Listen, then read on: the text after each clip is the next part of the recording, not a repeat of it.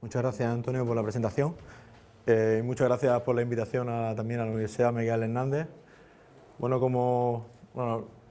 pertenezco al mismo grupo de investigación que Paco. Soy del grupo de automática, robótica y electrónica. Me llamo Jorge Antonio Sánchez y, bueno, como ha dicho Paco, que nuestro grupo es multidisciplinar. Yo soy el ingeniero agrónomo al que siempre se refiere como que hacemos las cosas mal.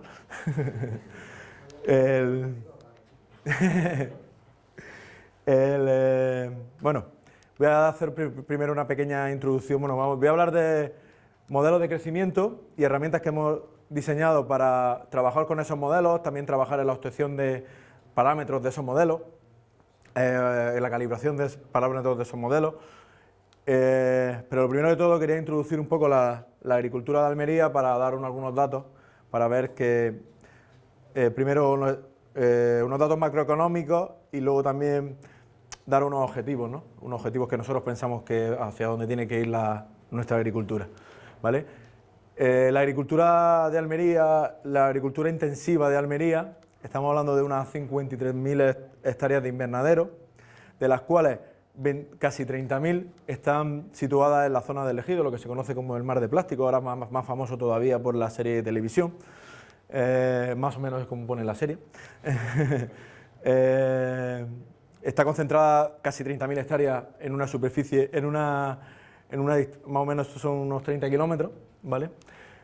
Estas 30.000 hectáreas, estoy hablando solo de las 30.000, no de las 50.000 restantes, estas 30.000 hectáreas llegan a producir unos más de 3 millones de toneladas de distintos productos hortícolas, lo cual genera para los agricultores casi 1.800.000 euros. Nuestros cultivos principales son tomate, pimiento, pepino, sandía, ¿no? Las exportaciones suponen casi un 70% de todo el volumen de producción total, generando más de 2.000 millones de euros de negocio. Y los principales países son Alemania, Francia, Holanda. Luego, eso dentro de la Unión Europea. Fuera de la Unión Europea eran Suiza y Rusia, pero se están cayendo por distintos problemas, ¿no? Suiza y Rusia por vetos que están poniendo a nuestra producción. Ahora se está trasladando a otros países que están fuera de la Unión, ¿vale? ¿Qué problema tiene la agricultura de Almería? La alta competencia. La alta competencia que tiene de países con alta tecnología, como puede ser Holanda, que tiene una calidad, incluso puede llegar a ser igual o superior a la nuestra, pero aunque tiene un alto coste de mano de obra, ¿no? Pero también nos encontramos con problemas en países con condiciones climáticas similares, como puede ser Marruecos, que tiene una calidad buena y bajo coste en general de todo, pero sobre todo de mano de obra, ¿no? Entonces, nosotros pensamos que el objetivo que debe de ir a Almería hacia aumentar el nivel de tecnología, tanto en estructuras como en automatización, intentar mejorar el beneficio, aumentar el beneficio, aumentando la calidad, ofreciendo productos con un alto valor añadido y aumentar también la producción, ¿vale? Y en este concepto, en este objetivo, nosotros pensamos que un método que podemos usar es el control directo del crecimiento de cultivos. Perdona, es que esto está en inglés, pero es de una imagen que he ido recortando, o sea, es una imagen que estaba ya en inglés y no me ha dado tiempo a traducirlo. Pero, bueno, la optimización del control del crecimiento de cultivo basado en modelos de crecimiento, ¿vale? Como todos sabemos, el crecimiento del cultivo está influenciado por las variables ambientales, ¿vale? Y otras variables como el riego, ¿no?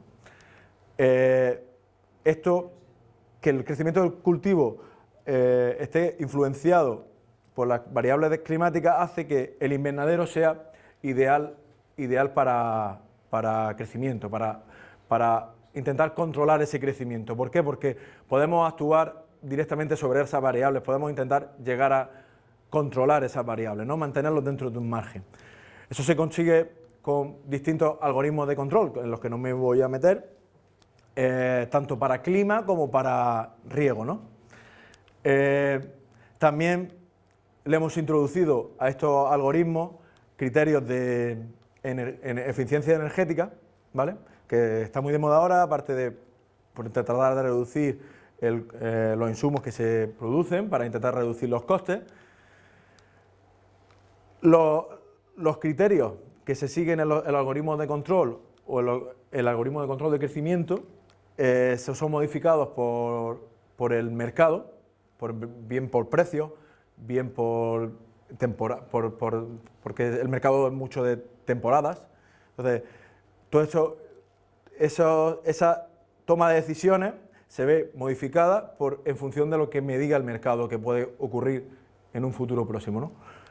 En una predicción, ¿vale? Una predicción de lo que puede pasar en el mercado va a modificar lo que yo voy a hacer en mi invernadero, ¿vale? También predicciones climáticas, tanto en periodos largos, en un horizonte lejano o en periodos más cortos, puede modificar esa decisión que yo voy a tomar, ¿vale? Al final lo que obtenemos nosotros, lo que hemos diseñado, es un control jerárquico basado en dos diferentes capas. Una capa que es el control directamente en el invernadero y otra capa que es el control del crecimiento, la toma de decisiones, ¿vale? ¿Cuál es nuestro objetivo?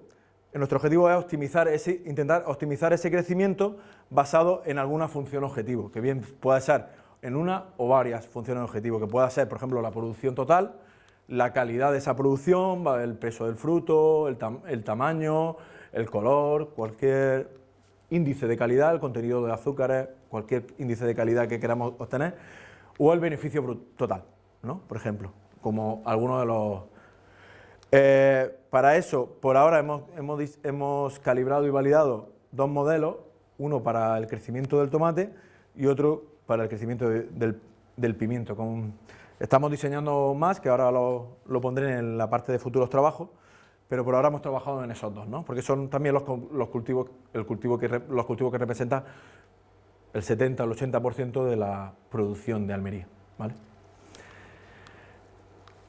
Pero esos modelos que hemos creado, aparte para la optimización en este tipo de control jerárquico, también lo podemos utilizar para realizar o diseñar herramientas interactivas para que el agricultor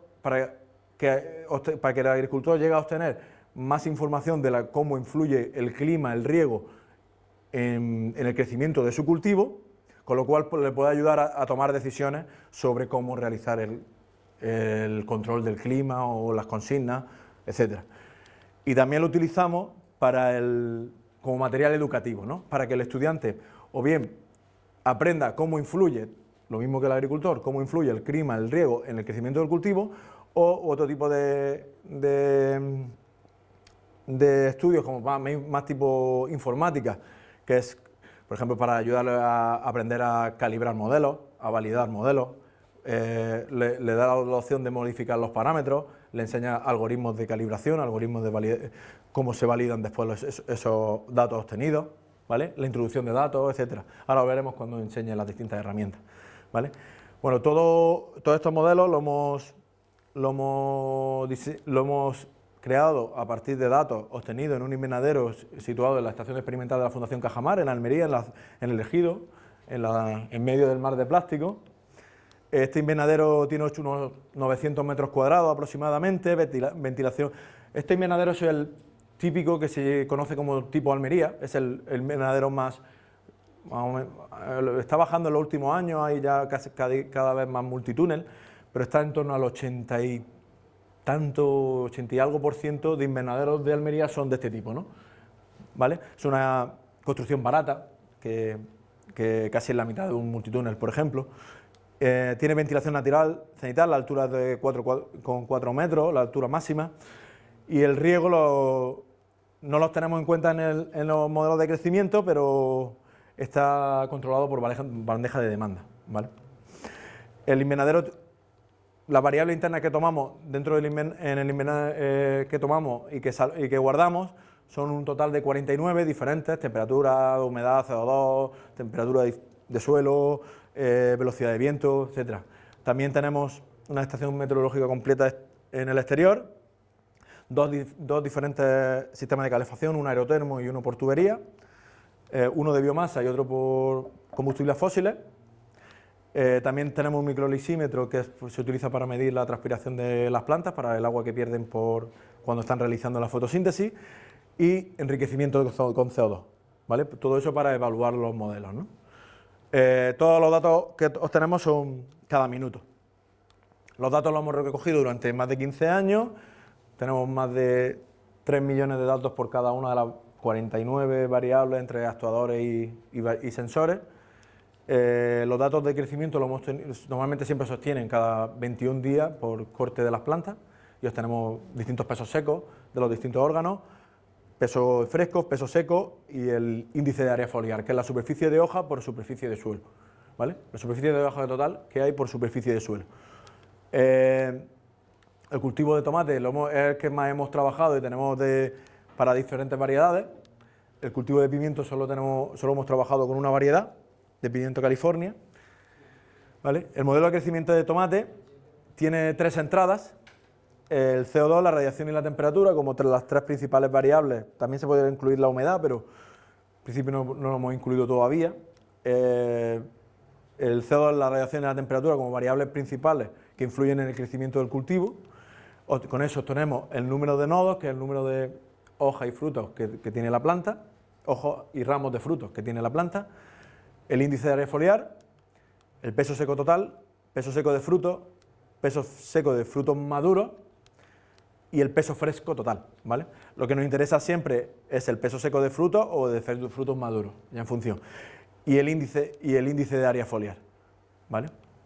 Estas son las ecuaciones que componen las partes del modelo. Primero la ecuación del número de nodos, que bueno, el índice de área foliar depende del número de nodos, peso seco total, que aquí se genera con el peso seco total, que depende de la fotosíntesis y de la respiración de mantenimiento, se genera un pool que ya con distintas funciones repartimos bien a frutos, bien a parte vegetal, parte verde, y luego a partir de del total de frutos maduros obtenemos, pero mediante una ecuación diferencial obtenemos la cantidad de frutos maduros, mientras que el peso fresco los tenemos siempre empíricamente, ¿vale? Con los datos que tenemos en campo obtenemos una serie simplemente con una regresión, ¿vale? No siempre lineal. Aquí algunos de los resultados obtenidos para el modelo en validación. El índice, aquí se ven 2 tipos de índice de área foliar distintos: el índice de área foliar real y el índice de área foliar acumulada. La diferencia entre los dos es que aquí se incluyen las podas que, por ejemplo, Paco Rodríguez ha enseñado antes, que se veía el invernadero con las hojas a partir de una altura totalmente podadas, limpias. Pues estas son las distintas. Normalmente los buenos agricultores, realizan 2, depende de la campaña, realizan 2, 3 por ciclo de cultivo, y este es el índice de área foliar acumulado, ¿vale? Los puntos indican el real, o sea, los asteriscos y los signos más indican el real y la línea el simulado, ¿vale? El estimado. Este dato es importante porque luego para otros modelos, como por ejemplo transpiración o contenido de humedad o otro tipo como de temperatura en el ambiente, para muchos modelos esto es una entrada. Entonces, si estimamos bien este índice, luego para los demás modelos obtendremos mejores resultados. También hemos tenido buenos resultados tanto para peso seco total como para peso seco de frutos total. El análisis de errores nos dio muy buenos resultados. Y luego, una vez que obtuvimos el modelo de tomate, decidimos también embarcarnos en el modelado del pimiento con las 3 mismas entradas: CO2, radiación y temperatura. Con eso obtenemos también parecidos parámetros: los índices de área foliar, el peso seco total, el peso seco, pero esta vez de los distintos órganos por separado, el peso seco de las raíces no los tenemos directamente, sino los tenemos por diferencia. El peso fresco total también lo tenemos común, y el peso fresco total y el peso fresco falta aquí de los distintos órganos, ¿vale? Para el modelo de crecimiento primero tenemos las tres variables principales, con lo cual con esas tres variables tenemos la fotosíntesis de la hoja. Con la temperatura, el índice de la foliar es una función solo de la temperatura, de incremento de acumulado de la temperatura. Con ambas variables obtenemos la fotosíntesis del cultivo. La respiración de mantenimiento también depende exclusivamente de la temperatura y de otra temperatura de referencia. Con la respiración y la fotosíntesis obtenemos el peso seco total, y con el peso seco total ya con distintas funciones que derivan del peso seco total obtenemos el peso seco de los distintos órganos. Y como pasaba en el tomate, el peso fresco los tenemos de forma empírica, ¿no? Con los datos obtenidos en campo. Para las funciones de los distintos órganos obtenemos un reparto, en el caso del pimiento tenemos un reparto de forma sinusoidal, en el que la fracción que corresponde a los frutos y la fracción que corresponde a las raíces tienen un comportamiento totalmente opuesto. Lo mismo ocurre con la de los tallos y la de las hojas, ¿no? Tiene un comportamiento sinusoidal pero totalmente opuesto. ¿De acuerdo? No sé por qué no se ve. Bueno, con los resultados obtenidos para los distintos... Este es el índice de área foliar, este es el peso seco total, el peso seco de frutos y este es el peso fresco total. Los resultados obtenidos, me podéis creer, aunque no se ven muy bien, no sé por qué, pero fueron muy buenos. El error también es un error muy bajo, lo que tuvimos para distintas herramientas. Y una vez que obtuvimos los modelos, los calibramos y los validamos, creamos esas herramientas que ayudan a la toma de decisiones, tanto para los agricultores o que nos ayudan en la docencia para explicar cómo influye el clima en el cultivo los diferentes cultivos, o bien nos sirve para enseñar a los estudiantes, sobre todo de máster, cómo calibrar y validar modelos o distintos algoritmos de calibración, ¿vale?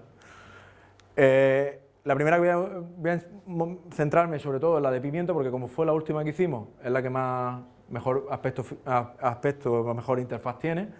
En una primera pantalla es en la que se configura el invernadero, ¿no? El periodo el primer día de cosecha, el primer día de plantación y el día que termina el cultivo, ¿no? El primer día de la estación, de la temporada de cultivo, y el último día, ¿no? El total de días que sale automáticamente, las características del invernadero, la localización, porque la localización es importante porque los datos de radiación se pueden generar automáticamente en función de la localización. Si no lo dispone el usuario, pues se pueden generar automáticamente en función de la localización, ¿vale? Se le da un título y con eso ya queda configurada lo que es el inicio de la simulación, ¿vale? Posteriormente se configura los datos de entrada, que bien se puede utilizar un año patrón que incluye la herramienta, o bien los datos propios, que pueden ser cada minuto, 2 cada día, 1 por la noche y 1 por el día, o 1 cada día, ¿vale? Esa es la frecuencia de toma de datos. O bien se pueden introducir los datos manualmente, cada día. Lo que pasa es que si estamos hablando de un ciclo de cultivo de 220 días, pues hay que ir introduciendo un dato cada día, pero bueno, se puede introducir. Un dato cada día, ¿no? Cuando se introduce manualmente no hay opción de cada minuto, solo uno o 2 cada día. Después también se pueden introducir los datos de crecimiento tomados en campo. Para poder calibrar y validar el modelo necesita datos reales, con lo cual puedes obtener la calibración gráficamente, visualmente, y luego también te puede servir, puedes introducir otros datos para la validación, ¿no?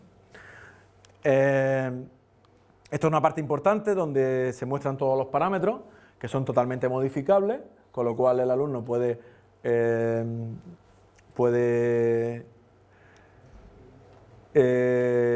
modificar, bueno, puede llegar a calibrar el modelo con la estrategia que él considere oportuno, introducir esos datos para luego validar el modelo. Y por último, una vez simulado el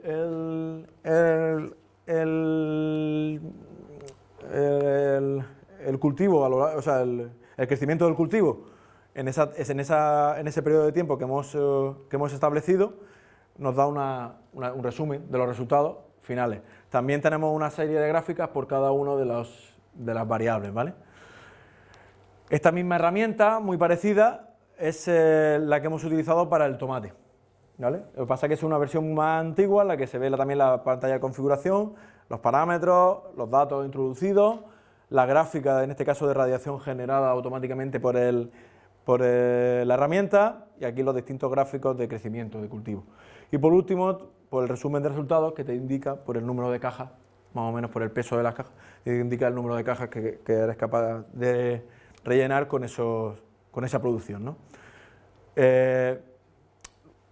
A partir de estos trabajos, pues nos hemos lanzado a seguir en esta línea, en cual estos modelos van a ser modificados, incluyendo el riego y la gestión de la salinidad del suelo o del sustrato.